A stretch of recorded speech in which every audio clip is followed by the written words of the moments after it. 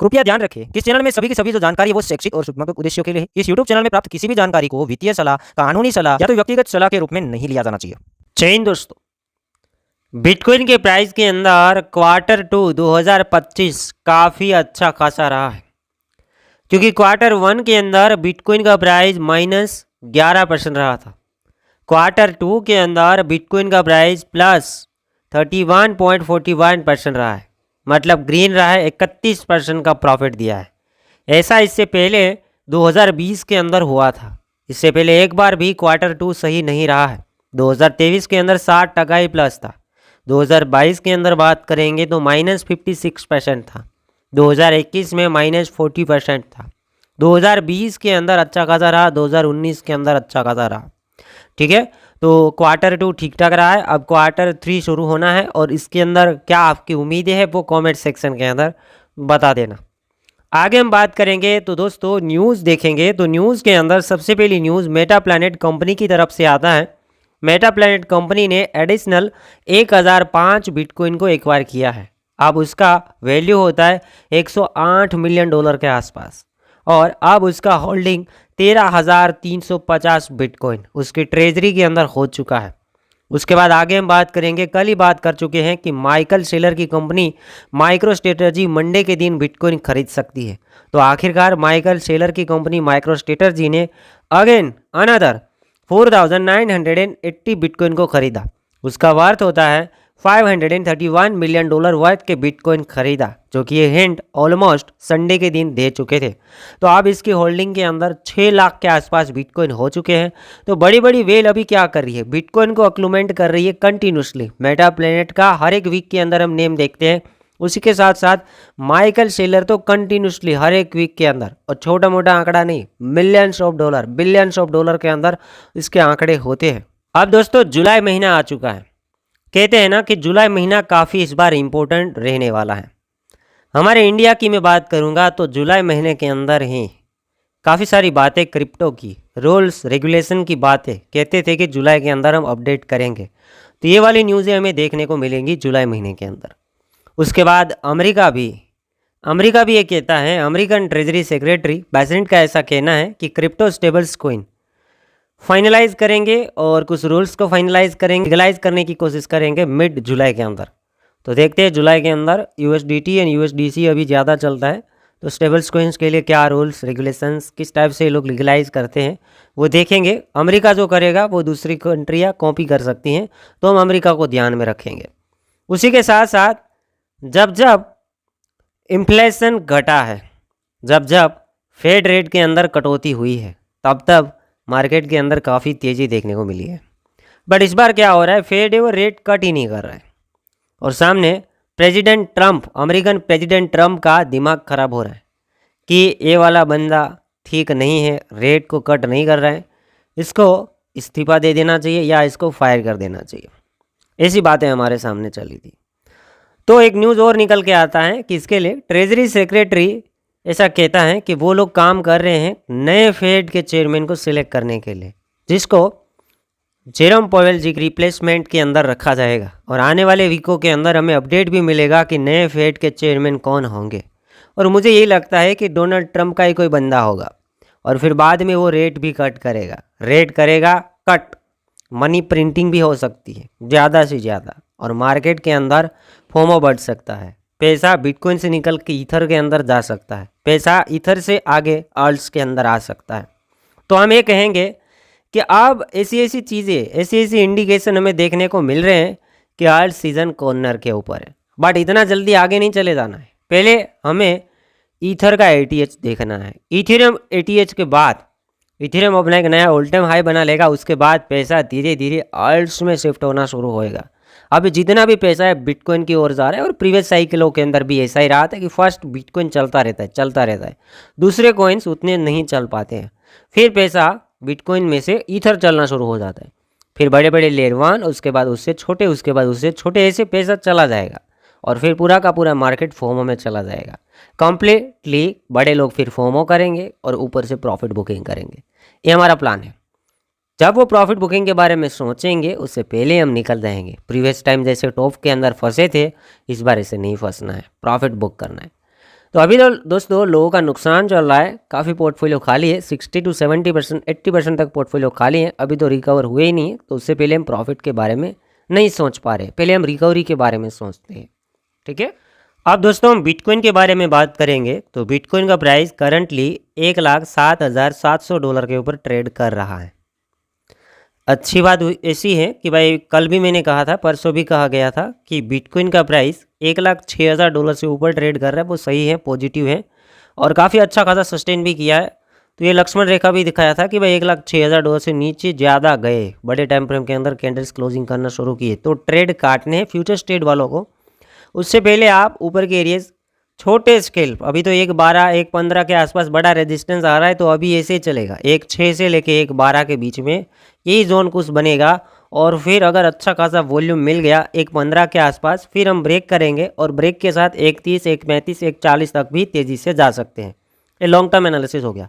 इसमें short term analysis भी छुपा हुआ है कि अभी हम जस्ट $1,06,000 का सपोर्ट देखते हुए मार्केट को 1.6 से लेके 1.12 के बीच में देखेंगे। तो उसके अकॉर्डिंग आपको ट्रेड को प्लेस करने हैं, एसएल को भी उसके अकॉर्डिंग ध्यान में रखने, टारगेट को भी वहीं देखना है। और दूसरी चीज़ ये कि वॉल्यूम दिखा तो क्या होगा, 1.15 ब्रेक होगा वहाँ पे थोड़ा बहुत मैनिपुलेशन, लोगों को गुमराह किया जाएगा और फिर आगे का आपको पता ही है। ठीक है, अब दोस्तों हम ईथर की बात करेंगे क्योंकि हमें अल्ट सीजन लाने के लिए ईथर को देखना काफ़ी आईएमपी है। इथेरियम करंटली $2480 के ऊपर ट्रेड कर रहे हैं। इथेरियम का वीकली टाइम फ्रेम के अंदर देखेंगे ऑल टाइम हाई दिख जाएगा कि अभी ये ऑल टाइम हाई ब्रेक किया है नहीं किया है। तो ऑल टाइम हाई ब्रेक नहीं किया है, ऑल टाइम हाई एग्जैक्टली $5,000 के ऊपर है, एग्जैक्टली $5,000 के आसपास ट्रेड करेगा। तो समझना कि अब ईथर ने नया हाई बनाना शुरू किया, उन टाइम होगा बड़ा फोमो। तो अब ईथर के ऊपर ही नज़र रखना है। अभी तो 5,000 जाने के लिए हमें यहाँ से 2x होना है, तब जाके 5,000 की ओर हम पहुँचेंगे। और मैं ये भी कह सकता हूँ कि भाई छोटे मोटे आर्ट सीजन तो ईथर 3,500 से $4,000 के बीच में ट्रेड करेगा तो भी हमें दिख सकता है, और हिस्ट्री में कुछ ऐसा ही रहा है। तो ईथर आप स्पोर्ट के अंदर ट्राई कर सकते हैं, मैं मना नहीं कर सकता, क्योंकि ईथर सेकंड नंबर का वर्ल्ड का लार्जेस्ट मार्केट कैप रखने वाला क्रिप्टो करेंसी है। यूज केस भी देखेगा, बिटकॉइन जो सॉल्यूशन नहीं कर सकता है वो ईथर कर सकता है। काफ़ी सारे लोग ईथर को किंग भी मानते हैं, क्योंकि यूज़ केस के दायरे में देखेंगे तो ईथर सबसे आगे है। और जितनी भी चीज़ें अभी डिपेंड हैं Web3 इकोसिस्टम या जितनी भी चीज़ें और देख लो, वो ज़्यादा से ज़्यादा ईथर के ऊपर डिपेंड है। ठीक है, जहाँ पे 0x से शुरू होने एड्रेस होते हैं, जहाँ से 0x से एड्रेस शुरू होते हैं, वो सारे के सारे प्रोजेक्ट कोई भी हो ईथर के ऊपर डिपेंड रहते हैं। तो ईथर का यूज़ केस तो है, तो इसे आप ट्राई कर सकते हैं। स्पोर्ट के अंदर ज़्यादा रिटर्न तो नहीं देता है, ठीक है, आपको रिटर्न के बारे में पता है। एक्स के मामले में नहीं देखेंगे कितना एक्स उतना एक्स, 9 परसेंटेज के मामले में आप देख सकते हैं कि भाई शॉर्ट टर्म में 20%, 30%, 50%, वैसे प्रॉफिट्स। बहुत लंबा देखेंगे तो बिटकॉइन की तरह देख सकते हैं कि बिटकॉइन 1 से 2 साल में 2x एंड 3x या 4x तक होता है। तो उसी तरीके से ईथर भी वैसे ही काम करेगा। ठीक है, तो ईथर के बारे में बात हो जाती है। और ईथर का करंटली रेजिस्टेंस आ रहा है $2600। 2600 को एक अच्छे वॉल्यूम के साथ ब्रेक करना है। 2600 BTC ये मान के चलो, BTC जैसे 1.12-15 के आसपास ट्राई करना शुरू करेगा तब तक ईथर 2600-2700 को ट्राई करेगा। BTC 1.15 तोड़ देगा तो ईथर 3,000 को तोड़ देगा। ठीक है, ऐसे मेरे को लगता है 3,000 2,800 3,000 को तोड़ देगा और 4,000 की ओर जाने की कोशिश में लगेगा। अभी नज़र रखो $2640-50, उससे ब्रेक करना है, क्योंकि यहाँ पे 50 MA एंड 100 MA का रेजिस्टेंस अभी दिख रहा है। दोनों लाइन ऊपर है और हम अभी ईथर में उससे नीचे है। तो वॉल्यूम वाइज यहाँ पे ब्रेकआउट चाहिए। बिटकॉइन पॉजिटिव चलेगा तो ऑब्वियसली इसे ब्रेक करेगा। ठीक है, अब आगे दोस्तों कुछ आर्ट्स देखते हैं। उसके अंदर मेरे पास सवाल आया था आर्बिट्रम। किसी ने डायरेक्ट इस टाइप से सवाल पूछ लिया था कि आर्बिट्रम कितना एक्स होगा, क्योंकि ये तो मैं नहीं बता सकता कि भाई कितना एक्स होगा। वो भी पूछा गया था कि क्या ये 5x होगा, तो दोस्तों वो भी मैं सीधे तो नहीं बता सकता अकॉर्डिंग टू YT रूल्स। ठीक है, अभी आपको मालूम होना चाहिए कि YT के रूल्स ऐसे हैं कि कोई भी बंदा, कोई भी इन्फ्लुएंसर किसी से वादा नहीं करना चाहिए कि भाई इतना रिटर्न होगा, क्योंकि ये प्रोजेक्ट मेरा तो है नहीं और पक्का तो कोई नहीं बता सकता कि आर्बिट्रम में क्या होने वाला है। ठीक है, डूब भी सकता है, एग्जाम्पल है, कोई भी प्रोजेक्ट डूब सकता है। अगर लूना डूब सकता है तो कोई भी प्रोजेक्ट डूब सकता है। ठीक है, बिटकॉइन इथर के अलावा सारे के सारे क्रिप्टो करेंसीज बहुत ज़्यादा रिस्की है, ठीक है। तो आर्बिट्रम अभी चल रहा है करंटली $0.33। आर्बिट्रम ने एक भी रैली नहीं किया है, सिंपल है। $2 हाई पॉइंट लगाया था, वो रैली नहीं था, छोटा मोटा रैली, बट उतना बड़ा रैली नहीं था। वहाँ से डाउनफॉल आ गया। और ये नया प्रोजेक्ट है, लेयर 2 के अंदर है, काफ़ी बड़ी इकोसिस्टम इसके अंदर बन रही। यूज़ केस देखेंगे तो आर्बिट्रम के काफ़ी है, ठीक है। स्पीड के मामले में लेयर 2 का कहीं यूज़ किया जा रहा हो तो ज़्यादा अभी या तो बेस चेन का प्रेफर किया जाता है या फिर आर्बिट्रम। तो ऐसे यूज़ केस हैं और ये लोग एक्टिव भी हैं, इसकी टीम वगैरह। तो ऑल टाइम हाई तक भी जाते हैं तो कैलकुलेट करना कि इसमें क्या होता है। मतलब हाई तो नहीं बनाया है इसने, बस लॉन्चिंग भाव भी कुछ $1-1.5 था और वहाँ से 2 गया, मतलब कोई रैली नहीं किया था, डाउन आ गया। नया फ्रेश प्रोजेक्ट और बाइनेंस के अंदर लिस्टेड प्रोजेक्ट, अच्छा खासा फंडिंग, अच्छे खासे वेंचर का सपोर्ट। बाकी आप खुद देखना, खुद जांच करना, ठीक है। आगे दोस्तों हम ओपी के बारे में बात करेंगे। तो ओपी की बात करेंगे तो यूज़ केस जैसे मैंने आर्बिट्रम का बात किया उसी तरीके से ओपी का भी है। और इस बार मैंने देखा है कि ओपी एंड आर्बिट्रम के मार्केट कैप सेम रहते हैं, तो रिटर्न भी सेम आप देख सकते हैं कि भाई जब आर्बिट्रम पंप करना शुरू करता है लेयर 2 प्रोजेक्ट, तो साथ ही साथ ओपी भी करता है। हिस्ट्री देखना, इसका चार्ट भी देखना। करंटली $0.56 ट्रेड कर रहा है और $5 के आसपास हाईएस्ट पॉइंट लगा के नीचे आया है। ओपी बेयर मार्केट के अंदर भी अच्छा खासा चलता था, इस टाइप से देखिए 3 time 4 time 3 time 4 time 3 time 4 time 3 बार हो चुका है, 3 टाइम 4 टाइम टू 5 टाइम तक हो चुका है। और फिर मार्केट कंडीशन इतना बिगड़ा, सारे के सारे अल्ट्स कोइन से पैसा इतना बाहर गया तो ओपी से भी चला गया, सीधी सी बात है। बड़े से बड़े प्रोजेक्ट डाउन आ गए, ईथर भी आ गया। अब ईथर आ जाएगा तो दूसरे प्रोजेक्ट तो ऐसे आ जाएगा, ठीक है। ईथर डाउन गया मतलब कोई भी ऐसा प्रोजेक्ट नहीं बचेगा कि उसमें डाउनफॉल ना आए। अब इसे देख लेना, कैलकुलेट कर लेना कि भाई ये भी नया प्रोजेक्ट है, नए प्रोजेक्ट नए हाई बनाते हैं, ठीक है। तो कैलकुलेट, बाकी की चीज़ें आप खुद चेक कर लेना। और ऐसा भी नहीं है दोस्तों कि हर कोई नए प्रोजेक्ट्स नए हाई बनाए, बट हम उम्मीदें लगा सकते हैं ऑप्टिमिज्म एंड आर्बिट्रम के अंदर, क्योंकि यूज़ केस हैं, ठीक है। तो आज के लिए इतना ही दोस्तों। उम्मीद करता हूँ वीडियो एंड अपडेट आपको पसंद आया होगा।